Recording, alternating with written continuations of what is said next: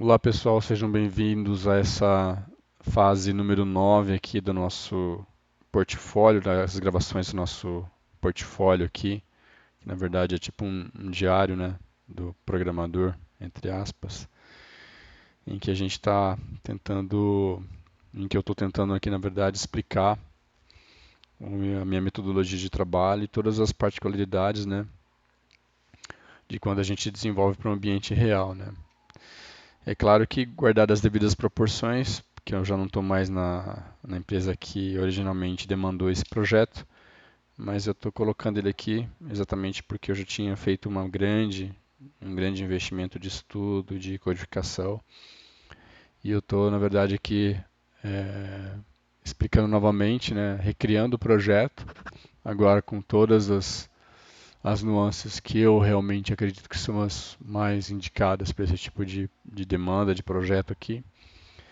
E espero, sinceramente, que seja uma coisa que contribua aí para alguém durante a seu aprendizado ou que exemplifique para o mercado aí os meus atributos aqui, né? Como programador mesmo, como desenvolvedor. Então, vamos lá. Dos vídeos 7, 8 para cá, eu basicamente só criei o alicerce aqui de uma coisa que vai ser fundamental para o nosso projeto aqui, é o uso da parametrização, né? Então, eu até criei aqui um pequeno board aqui de explicação, para não ficar só mostrando o código para vocês, que é uma coisa meio chata. Então, não sei se vocês devem ter notado, desde o começo desse projeto, é, eu uso a técnica do DDD, Domain Driven Design. Seria interessante depois, se alguém quiser se especializar ou ver mais detalhes, né, pesquisar, basicamente em relação a esse livro aqui, do Domain Driven Design. Tem várias abordagens, tá, pessoal? Uns explicam mais detalhadamente, outros, né, se vocês pesquisarem no YouTube ou na internet, vocês vão encontrar várias coisas, até algumas bem mais técnicas voltadas para várias nuances e detalhamentos. Eu não vou entrar muito no mérito de cada professor, de cada parte que explica aqui, mas um bom começo seria esse vídeo aqui do pessoal do Diário do Programador, que explica bastante, né? Eles são bastante competentes na explicação disso. E o próprio livro mesmo, né, do DDD, que é o Domain Driven Design, né? Isso, vai ser exatamente esse livro aqui, ó. Compensa depois dar uma procurada aí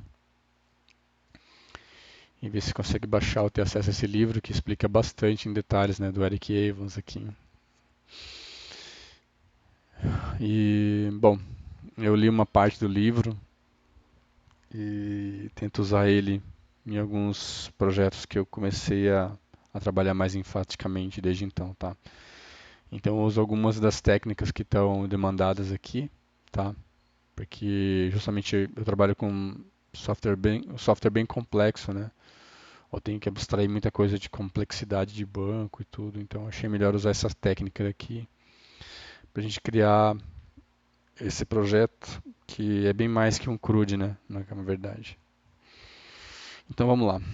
Estava voltando ao nosso projeto aqui, especificamente, tá?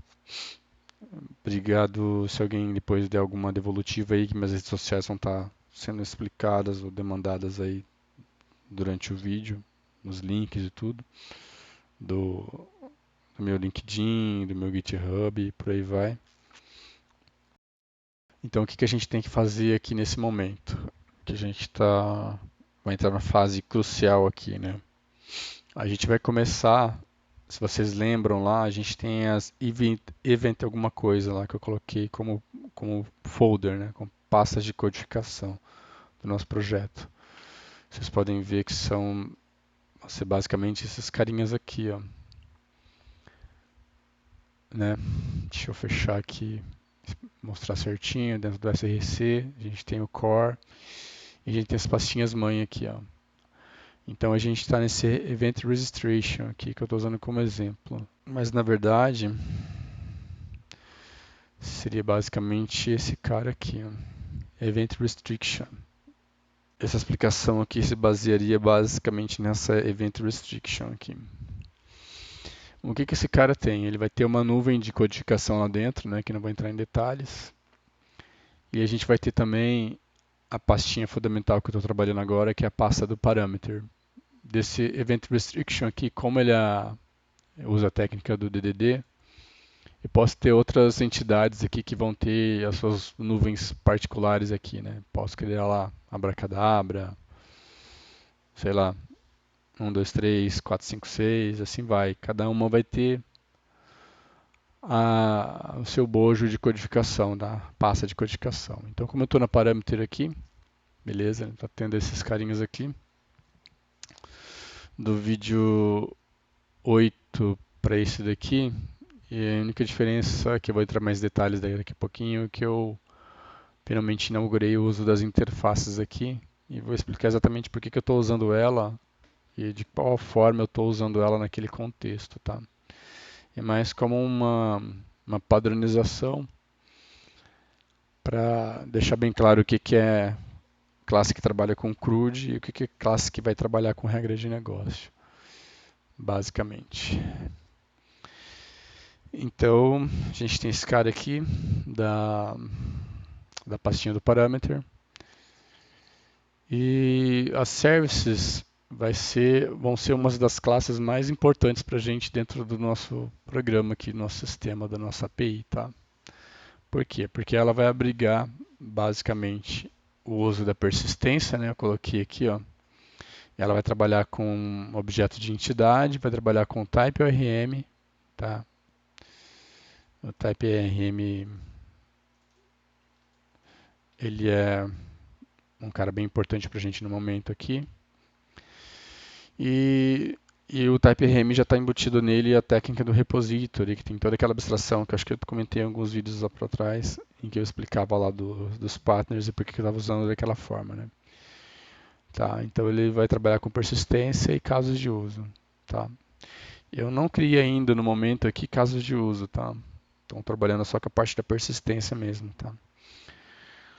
Aí eu coloquei como exemplo aqui, até tem uma parte de codificação aqui que não diz respeito a esse projeto que a gente está mostrando no momento, mas foi uma coisa autoral minha, que foi criada para quando eu estava na outra empresa lá. Vocês podem ver que está até em português aqui, porque o pessoal trabalhava em português lá. Mas basicamente eu vou tentar usar essa técnica aqui para esse cara, tá? Para essa service aqui. Então ele vai ter, quando essa service for demandada, ela vai ter um método gatilho que vai iniciar uma série de outros métodos, tá? Entre esses métodos tá a classe que a gente chama de, usando aqui a técnica do DDD, que a gente chama de contexto limitado, bounded context. O que que esse cara tem? Ele é uma função, basicamente, que vai executar uma coisa bem definida, tá? No caso aqui, vocês lembram lá que a gente estava usando, a gente tinha parte de...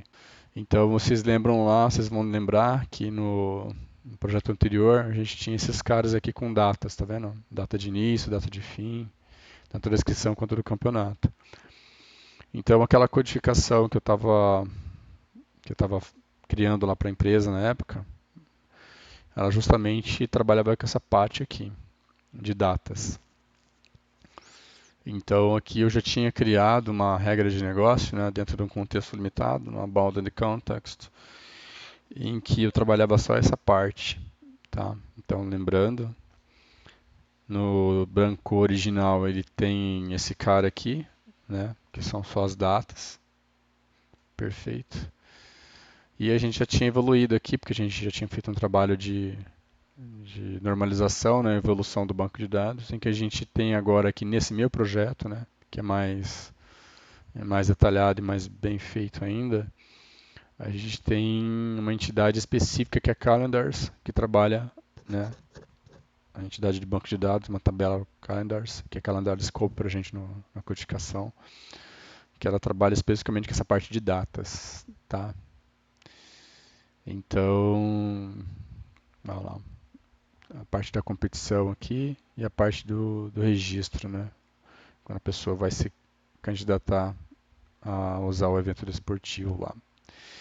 Então essa parte de datas está aqui, ela não está sendo demandada ainda. Então quando a gente for trabalhar, na verdade a gente vai trabalhar com duas entidades, a Championship e a Calendar Scope.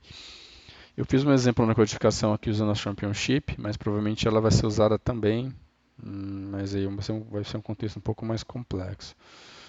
Então voltando aqui à nossa codificação, ela está dessa forma. Então essa é a minha técnica, tá? Não sei se ficou bem claro desde o começo, acho que ato falho meu, acho que eu não apresentei que eu estava usando isso desde o começo, mas eu uso essa técnica do Mind Driven Design aqui. Então hoje a gente tem a nossa nuvem de codificação da pasta Event Registration, né, específica aqui da pasta de parâmetros, relembrando esse cara aqui, parâmetros, e na qual as services vão ter um papel fundamental aí para a gente poder trabalhar. Então seriam várias services trabalhando em conjunto aí. Eu vou mostrar para vocês agora especificamente a codificação dessa service do parameters, para vocês verem como é que ela ficou, porque dentro dela eu já apliquei a técnica de a gente usar aqui o contrato, né, que vai na verdade só servir basicamente aqui para a gente padronizar, né, as nossas entidades que trabalham com CRUD. Quais são as nossas entidades que trabalham com CRUD? Eu quis evitar colocar o nome CRUD aqui, né, no nome do arquivo de codificação, porque soa meio esquisito, né, meio, sei lá, meio amador, vamos supor, né. Então, até na empresa lá eu usei isso porque eles estavam em português, eles tinham alguma deficiência cognitiva e não entendia muito bem quando eu estava propondo as coisas. Então lá eu peguei e coloquei realmente essa parte de CRUD para ficar mais evidente para a equipe o que aquilo fazia. Mas aqui eu não vou usar essa abordagem, até porque é uma coisa particular mesmo. E paciência se você não entendeu no primeiro momento.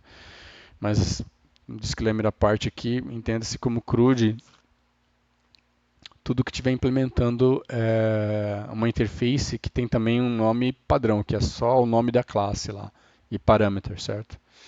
Eu coloco esse maiúsculo no começo aqui, para diferenciar, que é uma interface. Vocês podem ver que é uma interface mais bem elaborada, trabalha com um generics, tá? E então, a única particularidade aqui é que eu não consigo criar uma parameter generic para todo o sistema, né? Tipo, vou criar uma e qualquer coisa lá e vai ficar para todas as classes que forem usar ela. Eu não consigo fazer isso porque não sei se é uma deficiência da codificação, uma coisa que eu não entendi ainda. Quando ela levanta, esse cara aqui tem que ser único para cada entidade que a gente vai trabalhar, apesar de, né? Então a parte genérica aqui a gente vai usar mais por conta de pegar esse código aqui, né, e copiar e colar para outra classe lá que vai ter o i qualquer coisa lá. Então a gente vai ter lá, se fosse usar na main, se fosse usar lá na championship, ia ser i championship. Na, na Se fosse usar na Calendar Scope, seria i Calendar Scope e por aí vai, tá? Então no momento eu estou usando só no meu na minha parâmetro aqui, tá? Porque eu já pensei em inaugurar o uso dela. Provavelmente nas fases 10 e 11 a gente vai já colocar aqui a parte de documentação para deixar já estabelecido, né?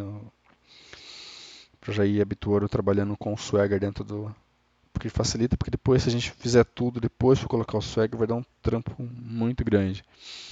Então melhor já ir colocando tudo isso, porque vai ficando natural, a gente já vai pavimentando a coisa, sabe? Então daqui a pouco, lá pela fase 10, 11, 12, já vou colocar o Swagger para trabalhar aqui com essas três entidades que a gente tem no momento. Então beleza, então a gente já está aqui, voltando à explicação, a gente tem a nossa parâmetro que já está inaugurando a técnica da interface e está aqui basicamente para obrigar, né, o programador aqui ou a equipe a trabalhar com as classes CRUDs dentro da Parameter Service. Então, voltando ao raciocínio, tudo que tiver o nome da classe, né, de forma simplificada, vai ser o uso de CRUD, tá? Essa classe vai ser responsável por coisas CRUD, tá? Então, em determinado momento aqui, usando a técnica do DD, quando eu for trabalhar com regras de negócio, muito provavelmente esse cara aqui ele vai ter uma outra, como é que se diz? Vai ter uma outra, deixa eu dar uma olhada aqui. Vai ter uma outra denominação de nome mesmo, né, pessoal? Então eu vou usar um pouco aqui, emprestando um pouco o que eu tinha feito de codificação para outra empresa na época lá. Depois vou só ocultar as coisas que não podem ser divulgadas por conta do compliance. Então o que a gente tem aqui? A gente vai ter lá, basicamente vai ter use case e vai estar tá em português aqui, né? Vai ter o nome daquilo que ela está fazendo, né, no caso. Não estou trabalhando com casos de uso ainda, estou trabalhando. Casos de uso também são coisas específicas do DDD. Não estou trabalhando com casos de uso aqui, mas já estou mostrando para vocês que eu estou usando regras de negócio e casos de uso, que o projeto lá estava nessa fase ainda, já né, evoluída. Então aqui a gente vai ter basicamente a mesma ideia e a gente está trabalhando com eventos CRUD aqui, tá? Vocês podem notar também que comparando essa service aqui do projeto original lá que eu deixei como herança para a empresa e do projeto que eu estou reformulando aqui para a gente no meu portfólio, que lá eu já estou trabalhando com promises, com try catch, coisa que eu não estou usando aqui ainda com ênfase, tá? Então vocês vão notar que tem algumas coisas que está retornando null, porque a gente está em fase de concepção ainda, tá? E basicamente é isso, pessoal. Eu estou trabalhando aqui para dar uma, provavelmente no vídeo 10 para frente, isso aqui já vai estar mais bem trabalhado, pelo menos para essa classe aqui que a gente vai enfatizar milhares. E depois que a gente for trabalhar as outras, né, voltando para usar a técnica da interface lá que obriga a implementar o CRUD em toda classe genérica, vamos dizer assim, entre aspas, esse cara vai ter essa cara aqui, que vai estar com os try-catches, vai estar com né, eventos de propagação de erro, bonitinho, né? E já vai estar mais bem desenhada, tá? Não vai estar igual uma service da Championship aqui, ó, que basicamente ela está crua. Você está vendo a comparação entre uma para outra aqui, ó? Essa aqui, os nomes dos métodos aqui, não tem o public async, não tem o return await. Então tá tudo básico aqui, né? Inclusive algumas não estão implementadas ainda porque eu não estou trabalhando muito ó, em detalhes essa particularidade no momento, tá? Depois eu vou fazer aquele pente fino e a gente vai colocar essas coisas aqui para ficar mais bonitinho e quando eu for trabalhar nas classes, né, das parâmetros para frente aí, coisas que são intrínseca mesmo do evento desportivo, as próximas entidades a gente vai entrar já faz uma coisa só, né? Beleza? Já vai estar com Swagger, aí a coisa vai escalando a complexidade, né? Eu estou tendo mais trabalho aqui também porque eu tenho outras atividades no meu dia a dia, né? E estou colocando isso como portfólio, então tem que parar um bom tempo aqui para entender o que eu tinha feito no passado, fazer tipo um planejamento, uma aula mesmo para explicar o futuro, e coisa que a gente vai trabalhando aí, tá? Para deixar essa aplicação mais bem forjada, já com cara de profissional mesmo. Então, no momento é isso que eu queria explicar, pessoal. A fase que a gente está no momento é essa, tá? Opa, opa, opa, pessoal. Parando um pouquinho aí minha explicação, o raciocínio que eu estava tendo na gravação original do vídeo número 9. Só para pontuar um detalhe aqui, que eu até expliquei até certo ponto, mas eu não fui muito claro na explicação. E como é um assunto complexo mesmo, provavelmente a gente vai desenrolar isso aqui nas próximas versões do projeto e ver, né, no futuro próximo aí, o que vai ser realmente mais interessante. Mas o grande cerne da questão, tá, é que nesse patamar que a gente está aqui, a gente tem duas grandes escolhas aí. Ou a gente trabalha com injeção de dependência, tá, no padrão que vocês podem ver que está aqui, ó, injeção de dependência, ou dependency injection do inglês aqui. Aqui no caso para services, tá? Ou a gente trabalha com gestão de dependência, Hoje a gente trabalha num outro padrão, um padrãozinho, que é um padrão mais livre, vamos dizer assim. Vou até pegar um projeto aqui, que eu baixei do colega para a gente poder usar de exemplo. Esse projeto aqui, ó, que tá, que estou expandindo aqui agora na tela, esse aqui é de um colega indiano, tá? E que ele provavelmente teve a mesma, é um engenheiro de sistemas lá, ele provavelmente teve a mesma sacada, a mesma necessidade. Nesse, nesse GitHub na Hydra aqui, o nome dele é estranho, né? Esse cara aqui, ó, Nadira, Nadira Sapá. Esse engenheiro sênior aqui, quando ele se deparou com essa mesma dificuldade lá, ele teve a sacada de fazer funcionar e o projeto dele funciona direitinho, tá? Eu já estava testando e tudo bonitinho. Só que ele vai ter que mudar o padrão de lançamento das modularizações dele, né? No caso aqui, comparando com o meu projeto, eu vou ter que mudar o padrão de lançamento das minhas modularizações, única e exclusivamente para atender esse tipo de coisa aqui, ó. Então, eu quero que vocês comparem aqui, ó, tirando essa parte do logger aqui, que é mais para ver o que está acontecendo em tempo de uso da aplicação aqui, desenvolvimento, né? Essa parte do constructor aqui, ó, em que ele usa esse cara aqui, ó, ele usa o user repository. No meu caso aqui, eu estou indo direto lá para repository do TypeORM. Isso aqui, no meu caso, gera um pouco mais de acoplamento, né, vamos dizer assim, com a solução de ORM. No caso dele, gera um pouco menos, ou dependendo do caso aqui, bem pouco. Mas, no entanto, a gente tem que fazer todo um lançamento diferenciado, né? Em alguns casos é bem mais complexo, das modularizações para poder trabalhar com isso daqui, tá?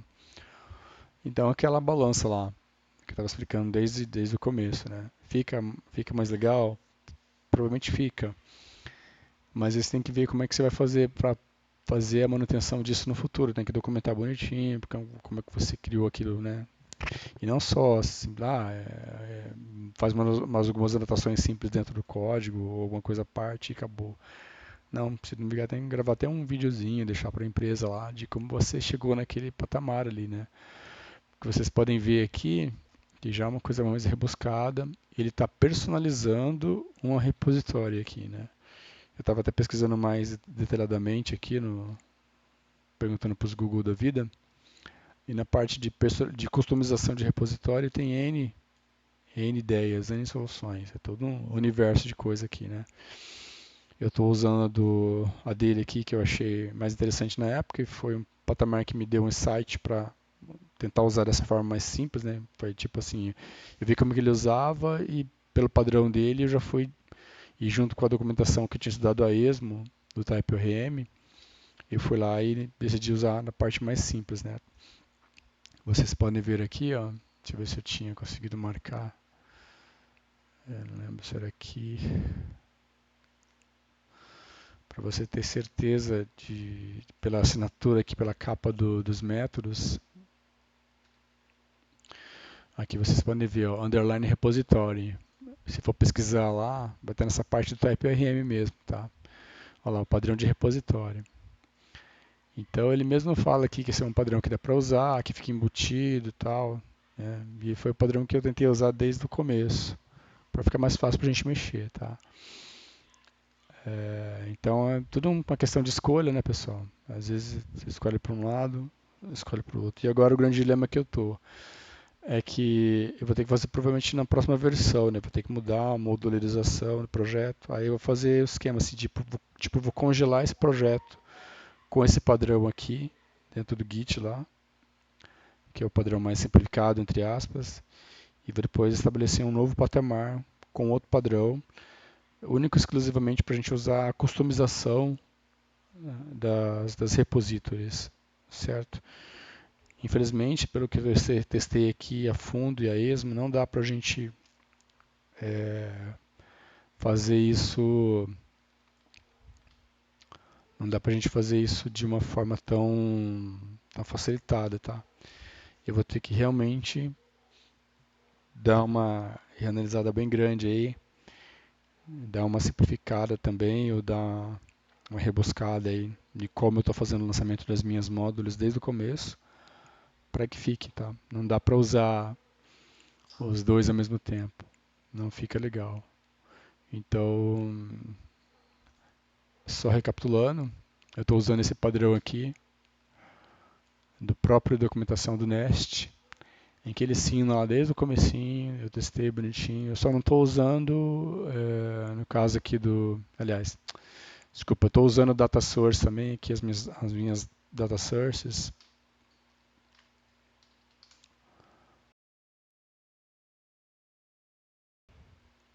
as minhas, como chama, as minhas providers. Vou abrir do parâmetros aqui para vocês terem uma ideia. Está ligeiramente diferente aqui, mas tem uma parte aqui que ele mostra certinho. Deixa eu ver se ele vai dar para mostrar aqui. Que tem as duas ideias. Ele na verdade dá conceitos, né? Ele dá um monte de conceitos. Vocês estão vendo aqui, ó. Deixa eu ver se vai dar para mostrar. Aqui, ó. Então vocês estão vendo, ó. Tem o nome da entidade, ponto providers. Providers.ts. Ele dá uma receita aqui, ele dá uma forma de. A gente está na parte de receitas, ele dá um padrão que a gente pode usar e também dá outros para o mesmo cara. Vocês estão vendo? Então, uma providers aqui ele ensina a fazer desse jeito. No caso aqui, a complementação, né? Recapitulando, esse aqui é providers de acesso ao banco de dados. Voltando ao meu raciocínio aqui, essa aqui é essa providers. No caso das receitas aqui, ele ensina a criar esse cara aqui para ser o grande concentrador aí de acesso ao banco de dados, né? A gente pode ter vários deles se a gente quiser para vários bancos ou então para vários esquemas do mesmo banco. Então ele ensina a fazer dessa forma descentralizada, certo? E foi essa que eu abordei desde o começo. Só que, infelizmente, se eu for personalizar a parte justamente do uso do repository, que é o repositório mesmo do TypeORM, se for reescrever ele, entre aspas, né, trabalhar ele de forma personalizada, igual está no projeto do colega aqui, tá? Eu já não consigo usar as minhas módulos dessa forma. Eu tenho que voltar um pouco e tentar usá-las da forma mais simplificada, mais direta, tá?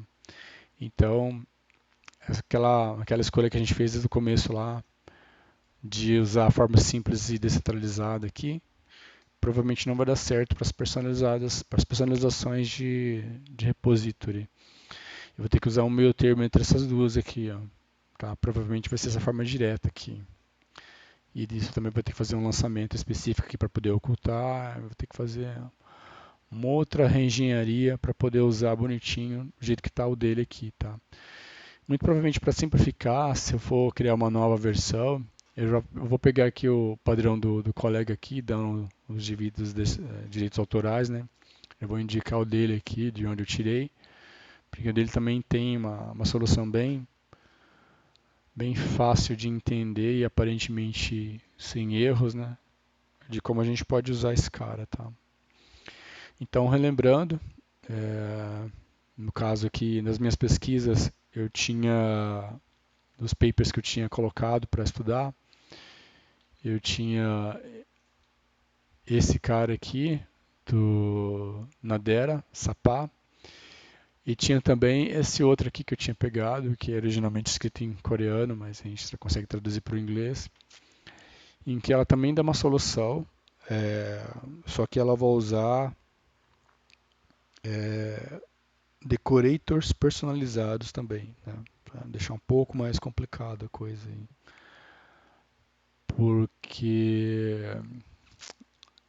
em uma parte aqui ela mostra certinho, aqui ó, vocês podem ver que o título do Entity Repository is depressed, acho que é essa a pronúncia correta do inglês. Então está depreciado, não é usado mais nessas versões mais novas, né? Então, no caso aqui, eu posso usar as técnicas do indiano lá, do Dandera, mas se eu quiser usar uma coisa mais para esse lado aqui, que também é legal de usar, eu vou ter que criar um decorator personalizado só para poder lançar bonitinho e tal, né? Então já é um outro padrão de projeto que coincidentemente também eu já usei, funcionou bonitinho. Inclusive era um padrão que eu estava tentando ver se eu conseguia no futuro, sabe, ou até alguma coisa minha pessoal mesmo, usar o padrão que a empresa tinha lá, usando esse cara aqui para facilitar essa parte justamente do lançamento das módulos, tá? Então, é uma coisa complicada, pessoal. Eu te tentei abordar da melhor maneira possível e é comum mesmo a gente quando está, né, trabalhando em equipe ou então tem uma coisa mais complexa, a gente se depara com essas encruzilhadas aí, certo? Então, lembrando, a gente tinha no começo do raciocínio esses três modos de usar a nossa app módulo aqui para poder lançar o projeto. Eu optei pela mais simples e descentralizada. Contudo, ela não deixa você trabalhar muito bem essa parte, né, pelos testes que eu fiz aqui, a parte da justamente das personalizações da repository, tá? Pesquisando aqui no Google, se alguém depois tiver uma curiosidade, você pode colocar lá, tá? Script Type ORM Custom Repository Exemplo. Se você pesquisar aqui, você vê que tem um monte de soluções, cada uma de um jeito um pouco diferente, mas todas elas vão cair para o mesmo cerne, que ou vai puxar mais para esse lado ou para esse lado aqui, tá? Eu não consigo usar de forma descentralizada. Até que aqui ele está lançando o Type ORM módulo e eu estou usando o módulo padrão que estava lá na documentação do Nest, né? Quando eu comecei a lançar ele, que essa módulo aqui eu estava lançando ela desse jeito aqui, ó, do config módulo for root. Se não me engano, eu já usei dessa forma porque eu peguei desde o começo. Aqui, ó, eu peguei dessa forma, entendeu?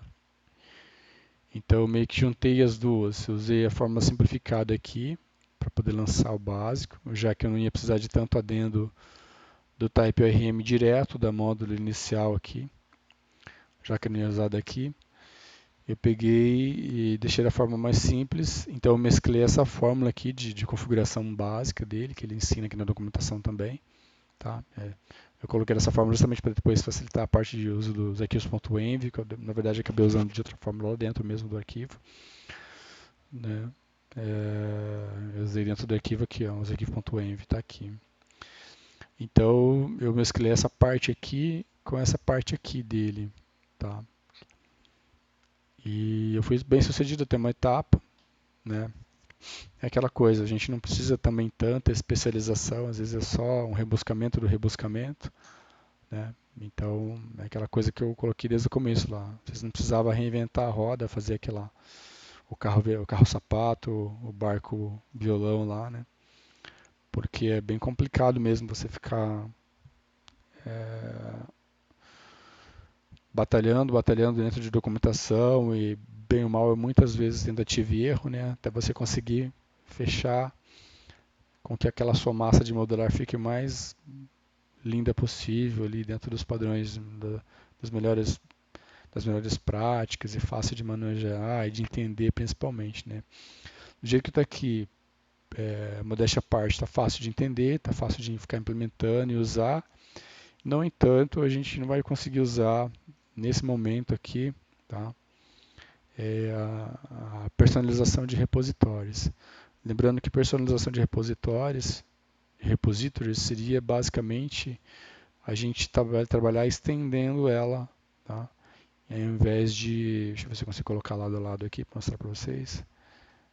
Ao invés de trabalhar,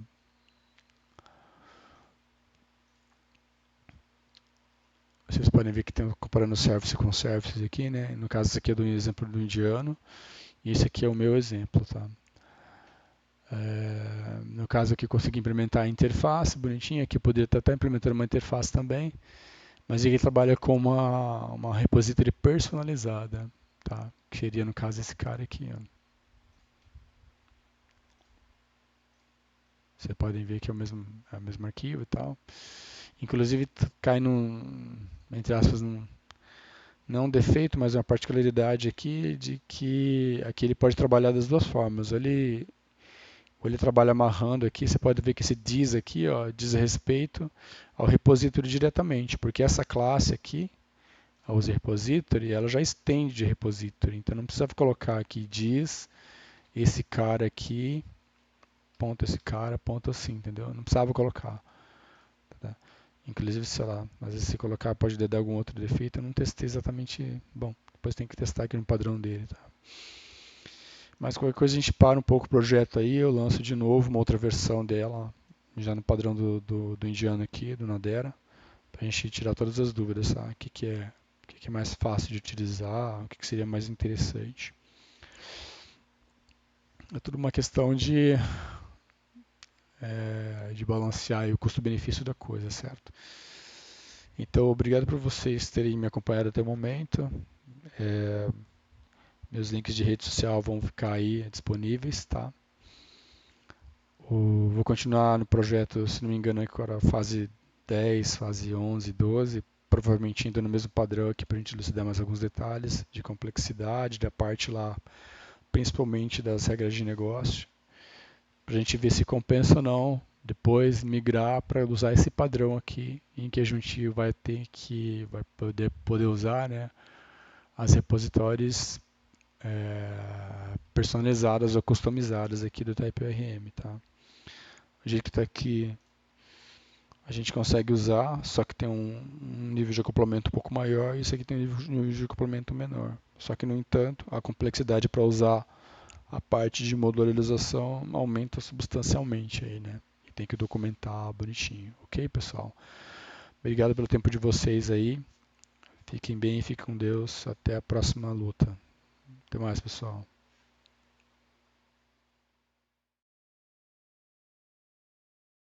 Já temos a ideia, né? Já propomos aqui o uso de coisas mais arrojadas, que são os das interfaces aqui para deixar mais amarrado a nossa aplicação aqui em relação à qualidade, né, do que vai ser criado. E dizer para vocês que eu sou uma pessoa que se preocupa realmente com essa qualidade técnica, eu busco estudar a fundo várias vertentes de programação, tá? E minha técnica é de entender exatamente o que eu estou propondo e depois tentar aplicar em projetos de sketch mesmo, projetos de teste, né?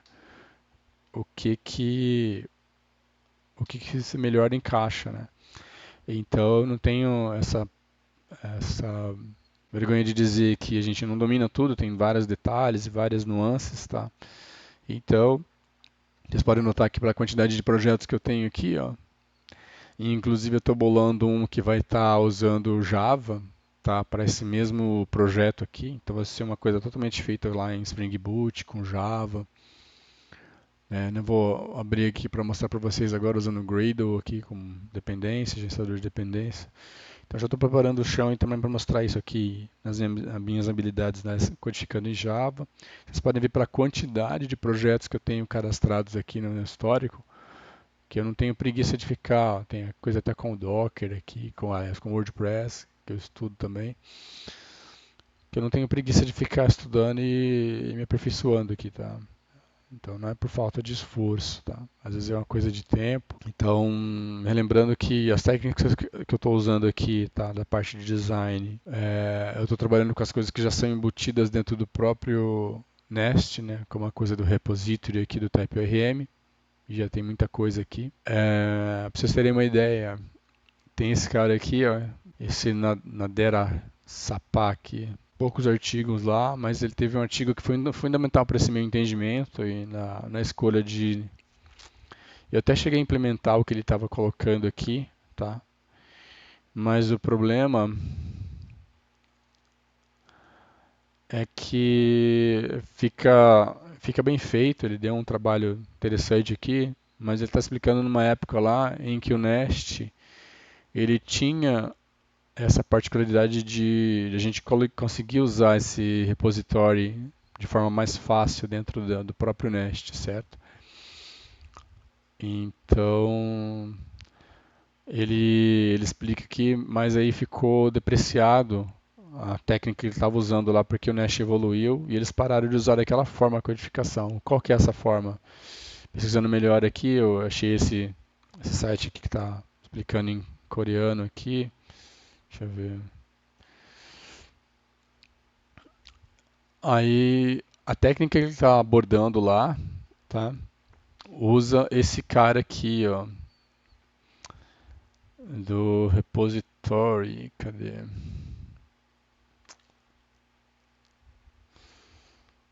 Bam, tem até o Git dele aqui, ó, depois se vocês quiserem baixar o projeto, dá pra ver. Provavelmente vai funcionar naquela versão lá, porque o projeto dele é um projeto feito com a versão antiga do Nest. A nova já não tem esse cara. Então ele até fala aqui pra gente estender aqui o repository, que é uma técnica que a gente usa aqui também. Cadê os detalhes? Vou ficar devendo para vocês. Depois vou procurar certinho, tentar explicar nos novos vídeos aí o que que pegou usando esse cara aqui. Aí ensina a fazer a parte de logger também. É bem legal o que ele explica aqui, mas eu acabei não usando essa técnica justamente porque estava depreciada nessa versão que eu estou usando do Nest.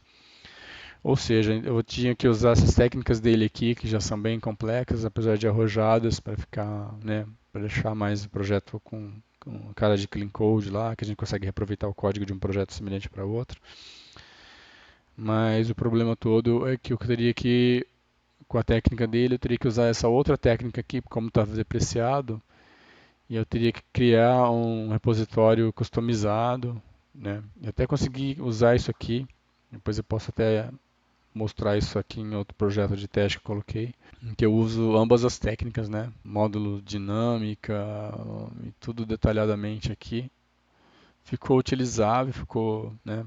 Mas não ficou muito prática do ponto de vista do uso é, de administração mesmo do dia a dia. Seria uma coisa que eu teria que documentar em detalhes, por que, que eu estava usando daquele jeito.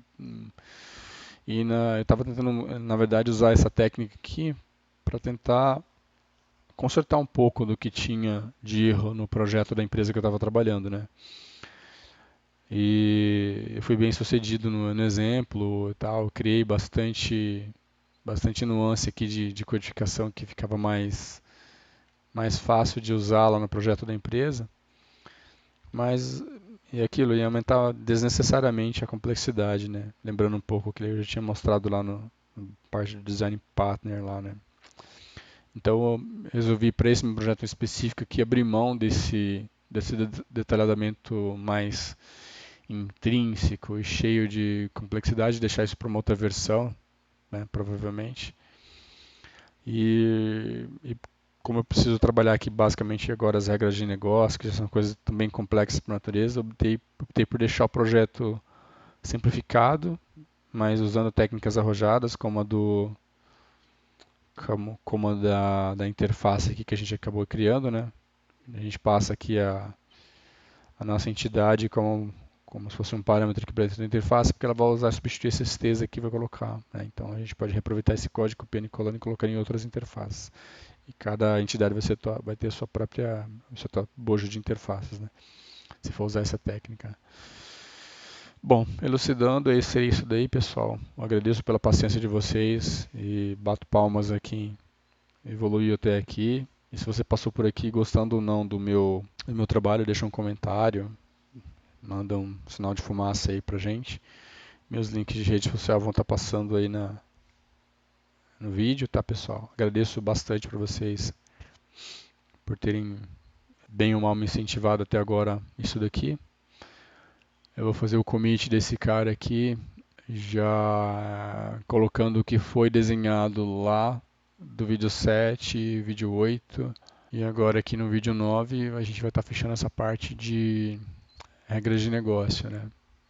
Então eu só vou salvar isso daqui para não ficar muito defasado do Git em relação aos vídeos. Pegar um nome padrão aqui. Então me perdoe o meu inglêsão aí, não veio nada mais bonitinho para colocar aqui não. Vamos deixar esses caras aqui nesse commit e vamos para frente, né? Vamos aí lutando e evoluindo a cada dia, certo? Obrigado a vocês pelo tempo de vocês aí acompanhando. E vamos que vamos, pessoal. Até uma próxima etapa, ok? Abraço, fiquem com Deus.